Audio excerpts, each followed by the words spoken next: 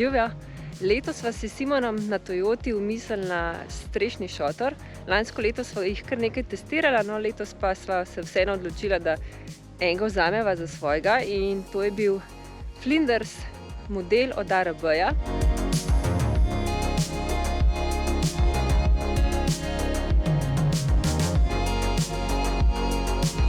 Tudi postavitev šotora je relativno hitra, nama približno vzame tam nekje 3 do 4 minute, zdaj odvisno, koliko so v tistem navalu postavljanja.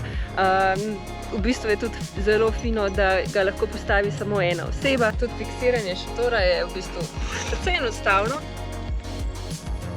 To je to. V primerjavi z drugimi strešnimi šotori naju je pri tem prepričali kar nekaj stvari.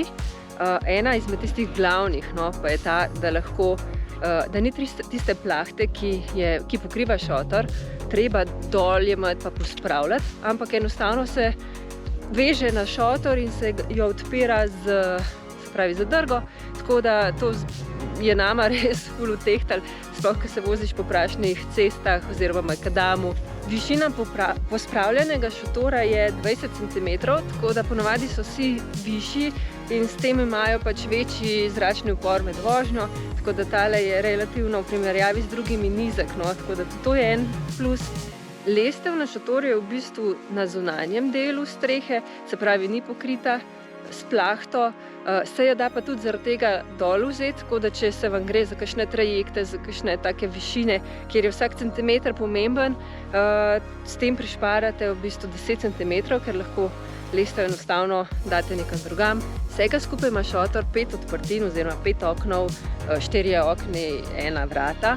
Vse skupaj je zaščiteno tudi z mrežo proti komarjem in meni osebno najbolj utehta pa to, da je tukaj tudi strešno okno in vse skupaj naredi malce bolj romantično zvečer, pa tudi cel šotor izgleda veliko bolj odprt, veliko bolj velik, oziroma prostorninsko se ne počutiš tako utesnjenega.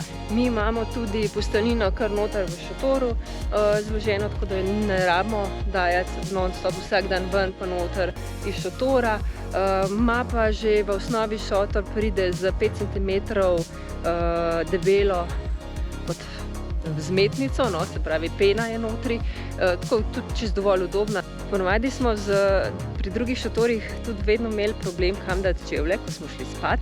No, ta Flinders šotor ima tudi 4 predalčke pri vhodnih vratih, kamor se da lepo zložiti na zunanji strani čevlje, tako da vsekakor ena izmed boljših lastnosti tudi tega šotora. No, sam šotor znotraj pa pride tudi z LED lučko. To je ta lučka, ki pride zmontirana znotraj šotora. Tukaj imamo 2 USB priključka in pa še potem tudi vtičnica za 12 voltov.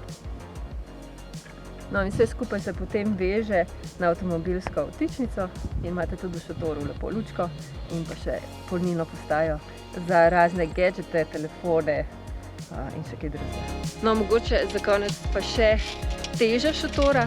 Šotor sam je težek 54 kg, potem je pa še lestev plus 4 kg, tako da vse skupaj 58 kg je teža Flinders šotora.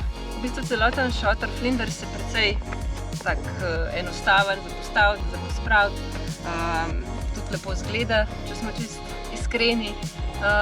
Vse skupaj se nama zdi s Simonom, da so se kar prav odločila, da sva na koncu najprej nekaj šotorov testirala, na koncu smo se pa res odločila za tistega, ki ima vse tiste stvari, ki so nama pomembne.